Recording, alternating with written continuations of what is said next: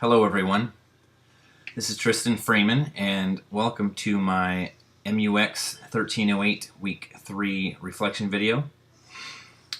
This week we had to make the changes to our application based on user feedback from our in-person testing last week, and then go out and try and do it all over again to get that much more feedback.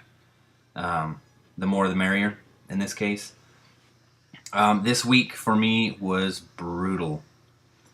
I had this fantastic plan to get up early Friday and drive to the VA hospital in Durham and then go to the Duke University Medical Center, knowing that it would be busy. There would be more than enough people for me to pick from. And when I got there, they practically wanted to escort me from the premises at the VA. Apparently that is a huge no-go. And Duke was not very pleased that I was wandering around there either. So apparently for future occasions, I have to get permission first with a special little name badge to go around and ask people in the hospital there to test. So I ended up being very, very limited on the number of people I could find and the locations I could go to. I was shooting for 10 like I did last week. This week, unfortunately, I only got 5. And even that was kind of difficult. I did get a couple of pharmacists to go over it and had some very good feedback as well. And then other than that, it was just a few random people that I just happened to be able to talk into testing it. Feedback was overall very good this week. Everyone found that the tasks were very easy to accomplish. Previous pain points from last week, one of the things I didn't think made any sense was really go from the main page with my logo and a button that says Get Started to the login. So I tried to combine the two. Interface HD is still being kind of weird with this grouped table view for the login, and the background's not changing correctly. So I spent most of the week coding out the entire project, and I got a majority of it done, so it is corrected in that instance. But I combined the two here. I had put the login button down here at the bottom instead of in the nav bar because even though it's not more of an iOS way of doing things, of navigation, I found last week when people were trying to simulate logging in, they had kind of a hard time finding the login button.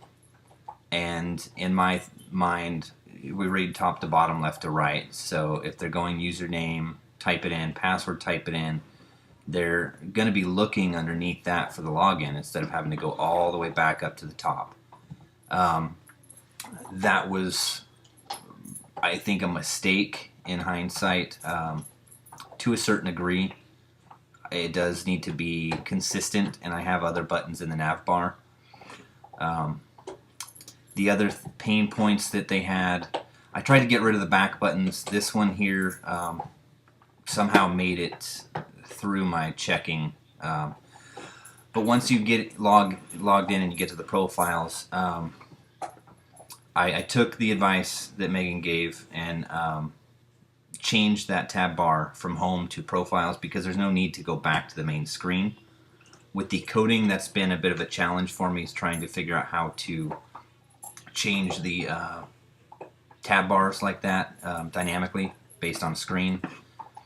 But the main thing that people had feedback from last week was when I add to it, they wanted the generic name as well as who prescribed it. So I went ahead and added that in for those. And then for the detail view, they wanted a way to schedule an alert when to take it and schedule a refill. So I actually ended up putting that with the details view.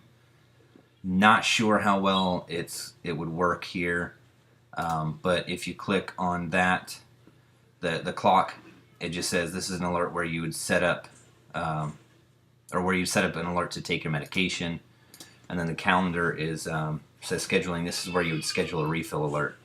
And my thought process on this was that ideally they're going to make sure that the information is correct before they save the medication. But if I put this stuff on the details page, they can at least look through and verify that it's correct before they go ahead and schedule it. I may very well move it in the end. And another thing I realized this week is that people didn't really seem to notice. I just noticed it myself. An edit function for these entries. That way you don't have to clear it out and start all over again. Just edit one little field on there. Those were the main pain points that people had.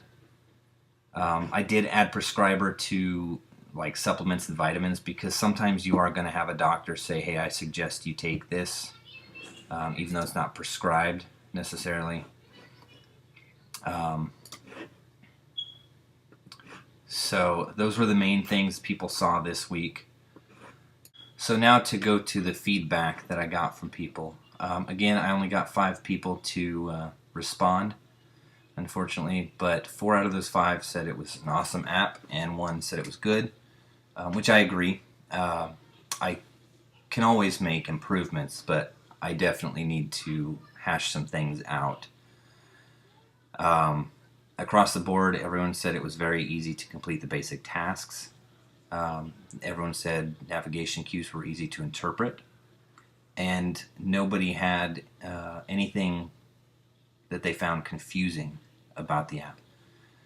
The more specific comments, one person skipped this response of what would make your experience with the app better, but I got one bit of feedback that says pharmacy info for refill.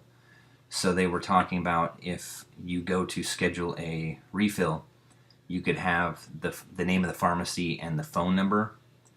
So, for example, if you're using a Target pharmacy and it's a specific one that you go to, which most cases it is, you would have, Target pharmacy number, whatever the store is, and then their phone number.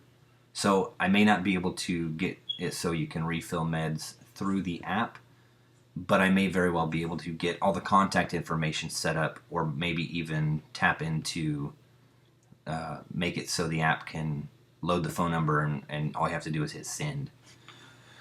One user said listing daily meds needed to take.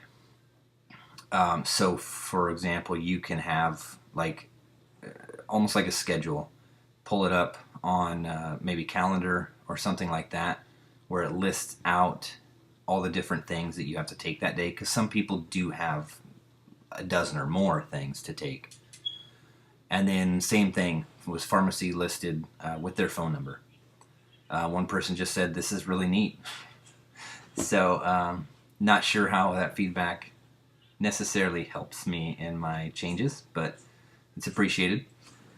And then one said, show counts of med taken daily. So the thoughts on this was more like, if you take, say, Tylenol, non-prescription medication, whatever the box or bottle may say, maximum of 12 a day. Maybe I can add in a way to pull up and see that, okay, well, I've taken 8 so far today, so I can take 12, 4 more rather. So you know how close you are to that maximum dosage. Not likely to be a huge deal. However, if it's an elderly user, that non-prescription medication certainly affects them more than others. And then change the refill icon to a more medically related one, like a pill, for example, instead of the calendar that I have right now. And then a logout button would be nice, which is something I had kind of noticed this week, that once I get past the home screen, if someone wants to log out, that's going to be, there's no option for that. I may be able to program in like a timer, if inactivity for 5 minutes, and automatically sign out kind of thing. But if someone wants to sign out themselves, I should probably have that in there somewhere as well. So that was actually some really good feedback. But that's really it for this week's assignment.